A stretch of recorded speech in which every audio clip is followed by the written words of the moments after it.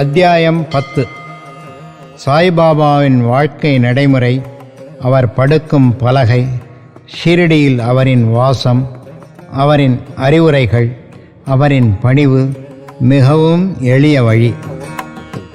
அன்புடன் எப்போதும் அவரையே, சாய்பாபாவையே நினைவூட்டிக் கொள்ளுங்கள். ஏனெனில் அனைவருக்கும் நன்மை செய்யும் கவனத்தால் கவரப்பட்டு ஆத்மாவிலேயே உறைந்து நின்றார். வாழ்வு சாவு என்னும் புதரை விடுவிக்கும் வழி அவரை மனத்தில் இருத்திக் கொள்வது மட்டுமே. சாதனைகளுக்குள்ளேயே இதுதான் மிக மிக எளியதும் சிறந்ததுமான சாதனையாகும். ஏனெனில் அது எவ்வித செலவையும் உள்ளடக்காதது. இங்கு ஒரு சிறு முயற்சி பெரும் பரிசுகளை கொணர்கிறது. நமது புலன்கள் எல்லாம் நல்ல முறையில் இருக்குந்தோறும் நிமிடத்துக்கு நிமிடம் இந்த சாதனையை பழக வேண்டும். மற்ற எல்லா தேவதைகளும் வெற்று தோற்றமே. குருவே ஒரே கடவுள். சத்குருவின் புனித திருவடிகளை நினைவு கூறுவோமானால் அவர் மேலும் சிறப்பான நிலைக்கு நமது அதிர்ஷ்டத்தை மாற்றிவிட இயலும். அவருக்கு சிறப்பாக சேவை செய்வோமானால் நாம் நமது சம்சாரத்திலிருந்து விடுபடுகிறோம். நியாயம், மீமாம்சை போன்ற தத்துவங்களை நாம் பயில தேவையில்லை. அவரை நமது வழிகாட்டியாக நாம் அமைத்து கொள்வோமானால் நமது அனைத்து துன்பங்கள், கவலைகள் என்னும் கடலை எளிதாக கடந்து செல்லலாம். ஆற்றையும் கடலையும் கடப்பதில் நாம் ஆளுமையை நம்பியிருப்பதைப் போன்றே இவ்வுலக வாழ்வெனும் கடலை கடப்பதில் நமது சத்குருவை நாம் நம்ப வேண்டும். தமது அடியவர்களின் தீவிரமான உணர்வையும் பக்தியையும் அவர் நோக்கி ஞானத்தையும் சாஸ்வதமான கழிபேறு உவகையையும் அவர்களுக்கு உரித்தாக்குகிறார். கடந்த அத்தியாயத்தில் பாபாவின் பிச்சையை பற்றியும் பக்தர்களின் அனுபவங்களை பற்றியும் மற்ற விஷயங்களை பற்றியும் கூறப்பட்டது. பாபா எவ்வாறு வாழ்ந்தார் என்றும், எவ்வாறு தூங்கினார், எவ்வாறு கற்பித்தார் என்றும் வாசகர்கள் தற்போது கேட்பார்களாக. பாபாவின் அற்புதமான படுக்கும் பலகை. பாபா எங்கு எவ்வாறு தூங்கினார் என்பதை காண்போம். 4 முழ நீளமும் 1 முழ அகலமும் உள்ள பலகையை பாபா படுத்து உறங்குவதற்காக திரு நானா சாஹேப் டேங்லே கொணர்ந்தார். அதை தரையில் போட்டு அதன் மீது படுத்து உறங்குவதற்கு பதிலாக மசூதியின் உத்திரங்களில் இற்றுப்போன கந்தல் துணிகளால் அதை ஒரு ஊஞ்சல் போல கட்டி அதன் மீது படுத்துறங்க ஆரம்பித்தார். எப்படி பாபாவின் உடலை தாங்குகிறது என்பது ஒரு புறம் இருக்க, தனியாக படுக்கையே தாங்குவது பிரச்சனையாக உள்ள அளவுக்கு அத்துணை மெல்லியதாகவும் இற்றுப்போயும் அந்த கந்தல் துணி இருந்தது. ஆனால் எவ்விதமாகவோ பாபாவின் லீலையால் மட்டுமே அந்த கந்தல் துணி பாபாவின் கனத்துடன் பலகையையும் தாங்கவே செய்தது. பலகையின் 4 மூலைகளிலும் மூலைக்கொரு மண் விளக்கு வீதம் ஏற்றி இரவு முழுவதும் எரிந்து கொண்டிருக்கும்படியாக வைப்பார். இந்த பலகையின் மீது பாபா அமர்ந்து கொண்டிருப்பதையோ துயின்று கொண்டிருப்பதையோ கண்ணுறும் தரிசனமானது தேவர்களுக்கும் கிடைப்பதற்கு அரியதொன்றாகும். அதில் பாபா எங்கனம் ஏறி இறங்கினார் என்பது அனைவருக்கும் வியப்பை விளைவிப்பதாக இருந்தது. இதனை அறியும் ஆர்வத்துடன் பாபா ஏறுவதையும் இறங்குவதையும் காண்பதற்காக பல கவனமுள்ள பார்வையாளர்கள் கவனித்து கொண்டிருந்த போதிலும் ஒருவரும் அதனை காண்பதில் வெற்றி பெறவில்லை.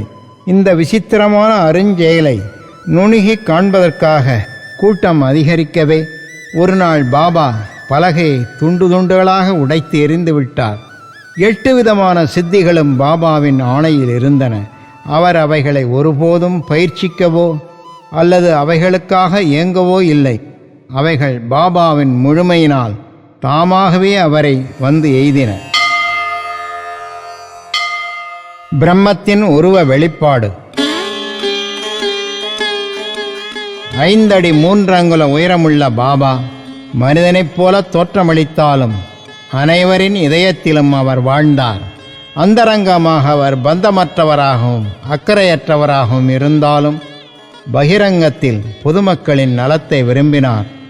அகத்திலே மிகவும் ஆர்வமற்றவராக இருப்பினும் புறத்தில் தமது பக்தர்களுக்காக ஆசைகள் நிரம்ப பெற்றவராக இருந்தார். உள்ளே சாந்தத்தின் இருப்பிடமாக அவர் இருப்பினும் வெளியில் இருப்பு கொள்ளாதவராக இருந்தார். அந்தரங்கமாக பிரம்மானந்த நிலையை அவர் எய்தியவராக இருந்தார். பகிரங்கமாக பிசாசை போன்று நடந்து கொண்டார். அந்தரங்கமாய் அவர் அத்வைதத்தை விரும்பினார். பகிரங்கமாக உலகோடு கட்டுப்பட்டவராக இருந்தார். சில நேரங்களில் அனைவரையும் பாசம் ததும்ப நோக்கினார். சில சந்தர்ப்பங்களில் அவர்கள் மீது கற்களை விட்டெறிந்தார். சில சமயம் அவர்களை கடிந்து கொண்டார். சில சந்தர்ப்பங்களில் அவர்களை அன்புடன் அரவணைத்தார். அமைதியாகவும் பதட்டமற்றவராகவும் பொறுமையுள்ளவராகவும் நல்ல சமநிலை உள்ளவராகவும் இருந்தார். ஆத்மாவிலேயே உறைந்து அதனாலேயே கவரப்பட்டு அதன்மயமாக ஆனார்.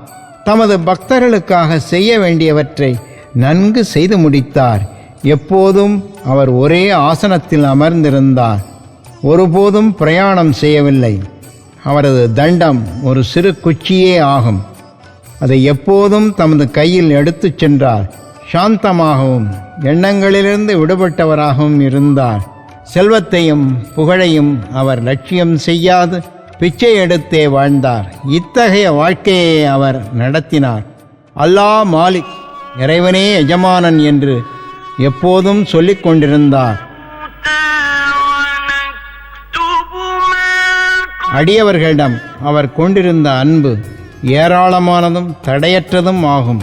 ஆத்மயான சுரங்கமாகவும் பரமானந்தம் முழுமையும் நிரம்ப பெற்றவராகவும் இருந்தார்.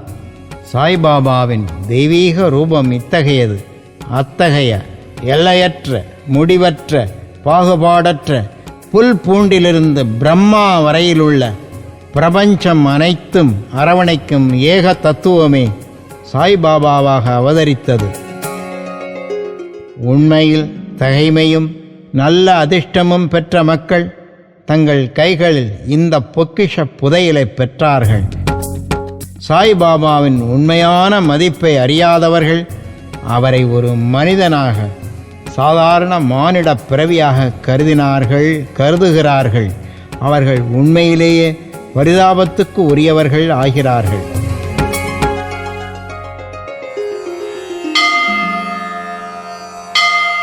பாபாவின் ஷீரடி வாசமும் பிறந்த ஆண்டு பற்றிய அனுமானமும். சாய்பாபாவின் சரியான பிறந்த நாளையும் அவரது பெற்றோரையும் ஒருவரும் அறியார்கள். அவரது ஷீரடி வாசத்திலிருந்து அதை ஏறக்குறைய தீர்மானிக்கலாம். அவர் 16 வயது பையனாக இருக்கும்போது முதலில் ஷீரடிக்கு வந்தார். 3 ஆண்டுகள் அங்கு தங்கியிருந்தார். பின்னர் திடீரென்று சில காலம் மறைந்து விட்டார். சிறிது காலத்துக்கு பின் நைஜாம் அவுரங்காபாத்துக்கு அருகில் 20 வயது நிரம்பியிருக்கும் போது தோன்றினார். மீண்டும் ஷீரடிக்கு சாந்த் பாட்டீலின் கல்யாண கோஷ்டியுடன் திரும்பினார். பின்னர் தடையற்ற 60 ஆண்டுகள் அவர் ஷீரடியில் வாழ்ந்தார். அதற்கு பின்னர் 1918ஆம் ஆண்டில் மகா சமாதி அடைந்தார். இதிலிருந்து பாபாவின் பிறந்த வருடம் ஏறக்குறைய 1838 இருக்கலாம் என்று கூற இயலும். பாபா மேற்கொண்ட பணியும் உபதேசமும் 1608ஆம் ஆண்டில் தோன்றி 1681ஆம் ஆண்டில் மறைந்த முனிவர் ராம்தாஸ் 17ஆம் நூற்றாண்டில் செழித்தோங்கி விளங்கினார். பசுக்களையும் அந்தணர்களையும் யவனர்களிடமிருந்து முகலாயர்களிடமிருந்து காப்பாற்றுதல் என்னும் தான் மேற்கொண்ட குறிக்கோள் பணித்திட்டத்தை பெருமளவு நிறைவு செய்தார். ஆனால் அவருக்கு 2 நூற்றாண்டுகளுக்கு பின்னர் 2 வகுப்பினர்களுக்குள்ளும் மீண்டும் இந்து முஸ்லிம்களுக்குள் வேற்றுமை அதிகரித்தது. அந்த பாதாள பள்ளத்தினை இணைக்கும் பாலமாக சாய்பாபா விஜயம் செய்தார். அனைவருக்கும் அவரது நிரந்தரமான உபதேசத்தின் உட்கருத்து இவ்வாறானதாகும். ராமரும் இந்துக்களின் தெய்வம், ரஹீமும் முஸ்லிம்களின் தெய்வம் ஒன்றே ஒன்றுதான். அவர்களுக்குள் எள்ளளவும் வேற்றுமை இல்லை. अल्लाह तुम हो, ईश्वर तुम हो, तुम ही हो राम रहीम, तुम ही हो राम रहीम. अल्लाह तुम हो, ईश्वर तुम हो. பின்னர் ஏன் அவர்களின் அடியவர்கள் சச்சரவு புரிந்து தங்களுக்குள் சண்டையிட்டுக் கொள்கிறார்கள்? கள்ளங்கபடு அறியாத மக்களாகிய நீங்களும் குழந்தைகளைப் போல கைகளை கோர்த்து இரு வகுப்பினரையும் ஒன்றாக இணைத்து விவேகத்துடன் நடந்து கொள்ளுங்கள். இங்கனமாக உங்களது குறிக்கோளாகிய தேசிய ஒற்றுமையை நீங்கள் ஈட்டப் பெறுவீர்கள். போராடி வாதாடுதல் நன்றன்று. எனவே விவாதிக்க வேண்டாம், மற்றவர்களுடன் போட்டி போட வேண்டாம். எப்பொழுதும் உங்களது அக்கறையினையும் நலத்தினையுமே கருத்தில் கொள்வீர்களாக. கடவுள் உங்களை காப்பாற்றுவார். யோகம், தியாகம், தவம், ஞானம் என்பன கடவுளை அறியும் நெறிகள். இந்த வழிகள் எதிலேனும் ஒன்றின் மூலம் நீங்கள் இதில் வெற்றி பெற இயலாவிட்டால் உங்கள் பிறப்பு வீணேயாகும். யாரேனும் ஏதாவது தீமையை உங்களுக்கு செய்வானாகில் அதற்காக பழிக்கு பழி வாங்காதீர்கள். நீங்கள் ஏதேனும் செய்ய இயலுமானால் பிறருக்கு சிறிது நன்மைகளை செய்வீராக. இது அனைவருக்கும் சாய்பாபா அளித்த உபதேசத்தின் சுருக்கம். இது லௌகீக ஆன்மீக விஷயங்களில் இரண்டிலுமே நலம் பயப்பதாகும்.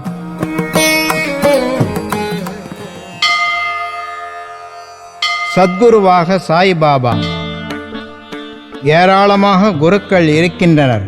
தங்கள் கரங்களில் ஜாலரா, தாளக்கருவி, வீணை சகிதம் வீடுதோறும் சென்று தமது ஆத்மீகத்தை படாடோபம் செய்து கொள்ளும் குருக்கள் உண்டு. அவர்கள் மந்திரங்களை தமது சீடர்களின் காதில் ஓதி அவர்களிடமிருந்து பணத்தை கறப்பர். தமது சீடர்களுக்கு கடவுள் பற்றையும் கடவுள் நம்பிக்கையையும் உபதேசிப்பதாக உணர்ச்சி வகையில் வெளிப்படையாக காட்டிக்கொள்வர். ஆனால் தாங்களே கடவுள் பற்றற்றவராகவும் இருப்பர். ஆனால் சாய்பாபா தமது தகைமையையும் கடவுள் பற்று மெய் உணர்வையும் காண்பிப்பதற்கு எவ்வித சிறிய முயற்சியையும் எடுக்கவே இல்லை. அடியவர்களிடம் பெருமளவு அன்பு கொண்டிருந்தார். 2 விதமான குருக்கள் இருக்கின்றனர். ஒன்று நியத், நியமிக்கப்பட்டவர், குறிக்கப்பட்டவர். 2 அநியத், நியமிக்கப்படாதவர், பொதுவானவர். பின்னவர்கள் தங்கள் உபதேசங்களால் நம்மிடத்தில் உள்ள நற்பண்புகளை அபிவிருத்தி செய்கின்றார்கள். நமது இதயத்தை தூய்மைப்படுத்துகிறார்கள். நம்மை வீடுபேற்றை அடையும் பாதையில் செல்ல தூண்டுகிறார்கள். இதற்கு மாறுபாடாக முன்னவர்களாகிய குருக்களோ நமது தனி இயல்பை, பேத உணர்வை அழித்து நீயே அது என்று உணரச் செய்து நம்மை ஏகத்துவத்தில் ஸ்தாபிக்கின்றார்கள். பல்வேறு வகையான உலக ஞானத்தை அளிக்கும் பலதரத்தான குருக்கள் இருக்கின்றனர். ஆனால் நம்மை நமது இயற்கையில் ஆத்மாவில் நிலைப்படுத்தி உலக வாழ்வெனும் சாகரத்துக்கு அப்பால் நம்மை சுமந்து செல்பவரே சத்குரு எனப்படுவார். சாய்பாபா அத்தகைய ஒரு சத்குரு ஆவார்.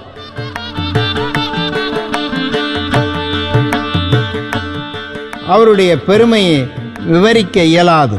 யாரேனும் பாபாவின் தரிசனத்தை பெறச் சென்றால் கேட்கப்படாமலேயே அவரது கடந்த கால, நிகழ்கால, எதிர்காலங்களின் ஒவ்வொரு விவரத்தையும் உரைப்பார். எல்லா ஜீவராசிகளிடமும் அவர் தெய்வீகத்தை கண்டார். நண்பர்களும் பகைவர்களும் அவருக்கு ஒன்றே.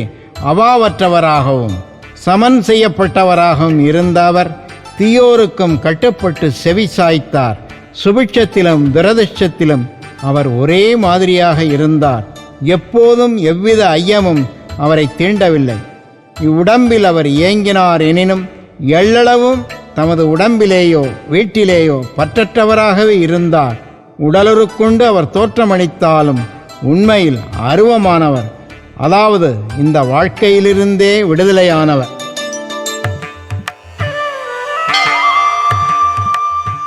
பாபாவின் பணிவுடைமை. பரமாத்மா அல்லது கடவுள் 6 குணாதிசயங்களை உடையவராக கூறப்படுகிறது. அதாவது 1 புகழ், 2 செல்வம், 3 பற்றின்மை, 4 ஞானம், 5 பேராற்றல், 6 வள்ளன்மை ஆகியவைகளாகும். பாபா இவை அனைத்தையும் தன்னிடத்து உடையவராக விளங்கினார். இந்த உடம்பில் அடியவர்களுக்காக அவதரித்தார். அவரது அருளும் அன்பும் அதிசயக்கத்தக்கவை. ஏனெனில் தமது அடியவர்களை தம்மிடம் ஈர்த்து இழுத்தார். இல்லாவிடில் யார்தான் அவரை அறிந்திருக்க இயலும்? அவர் தமது பக்தர்களின் பொருட்டாக வாக்கின் தெய்வம் சரஸ்வதி தேவி கூட உரைக்க துணியாத அத்தகைய சொற்களை அவர் கூறினார். இதோ ஒரு உதாரணம். மிகவும் எளிமையாக பின்வருமாறு கூறினார்: நான் அடிமைகளுள் அடிமை, உங்களுக்கு கடன்பட்டவன். உங்களது தரிசனத்திலேயே திருப்தி அடைகிறேன். தங்களது திருவடிகளை தரிசிக்கும் பெரும் பாக்கியம் பெற்றேன். நான் தங்களது மலத்திலுள்ள ஒரு புழு. அங்கனமாகவே என்னை நான் ஆசீர்வதிக்கப்பட்டவனாக கருதுகிறேன். எத்தகைய பணிவுடைமை! இதை பிரசுரிப்பதன் மூலம் சாயிக்கு எத்தகைய அவமரியாதையாவது செய்யப்பட்டது என்று எவரேனும் நினைப்பாராகில் அவர்களிடம் மன்னிப்பை வேண்டி கேட்டுக்கொள்கிறோம். இதற்கு பிராயச்சித்தமாக பாபாவின் நாமத்தை பாடி ஜபிப்போமாக. பாபா வெளிப்படையாக உணர்ச்சி நுகர்வு கூறு பொருள்களால் மகிழ்பவர் போல் தோன்றினாலும் அவருக்கு அவைகளில் எள்ளளவும் தனிச்சுவை திறமில்லை. அவைகளை மகிழ்ந்து அனுபவிக்கும் பிரஜை கூட இருந்ததில்லை. அவர் உண்டார் எனினும் சுவை அறியவில்லை, பார்த்தார் எனினும் பார்த்தவைகளில் அவர் எவ்வித விருப்பத்தையும் உணர்ந்திருக்கவில்லை. காம உணர்வுகளை பற்றி கருதுங்கால் அவர் ஹனுமானைப் போன்ற பூர்ண பிரம்மச்சாரி ஆவார். எதன்பாலும் பற்றற்றவராக இருந்தார். அவரே தூய உணர்வுகளின் திரளாகவும் ஆசை, கோபம் மற்ற உணர்ச்சிகள் அடங்கி அமைதியுறும் இடமாகவும் திகழ்ந்தார். சுருக்கமாக அவர் அவாவற்றவர், கட்டற்றவர், முழு நிறைவானவர். இக்கூற்றை சித்தரிக்கும் வகையில் ஒரு அதிசய நிகழ்ச்சியை கூறலாம். நானாவல்லி. ஷீரடியில் நானாவல்லி என்ற பெயரில் தனிப்போக்குள்ள ஒரு விசித்திரமான மனிதன் ஒருவன் இருந்தான். அவன் பாபாவின் வேலைகளையும் காரியங்களையும் கவனித்து வந்தான். ஒருமுறை அவன் ஆசனத்தில் அமர்ந்திருந்த பாபாவிடம் சென்று தான் அதில் உட்கார வேண்டியிருப்பதால் பாபாவை எழுந்திருக்கும்படி கூறினான். பாபா உடனடியாக எழுந்திருந்து தாம் அமர்ந்திருந்த ஆசனத்தை காலி செய்தார். அதில் அவன் அமர்ந்து கொண்டான். சிறிது நேரம் அமர்ந்திருந்த பின்னர் அவன் எழுந்திருந்து பாபாவை அமர்ந்து கொள்ளச் சொன்னான். பாபா ஆசனத்தில் அமர்ந்தான். பிறகு அவன் பாபாவின் பாதங்களில் வீழ்ந்து நமஸ்கரித்துவிட்டு சென்று விட்டான்.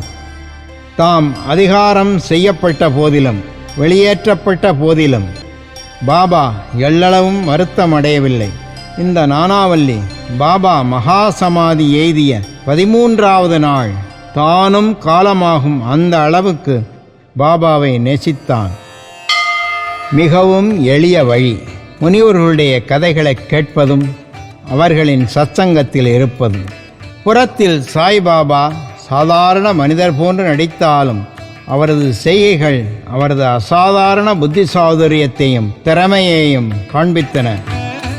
அவர் எதை செய்த போதிலும் அவைகள் அடியவர்களின் நன்மை கருதியே செய்யப்பட்டன. தமது அடியவர்களுக்காக சுவாச நியமத்தையோ அல்லது எத்தகைய வழிபாட்டு முறைகளையோ அவர் வகுத்துரைக்கவில்லை, அல்லது எவ்வித மந்திரத்தையும் எவர் காதிலும் அவர் ஓதவில்லை. எல்லா புத்திசாலித்தனத்தையும் விட்டொழித்துவிட்டு எப்பொழுதும் சாயி சாய் என்று ஞாபகமூட்டிக் கொள்ளும்படியும் அவர்களிடம் கூறினார். ஓம் சாய் நமோ நமஹ, ஸ்ரீ சாய் நமோ நமஹ,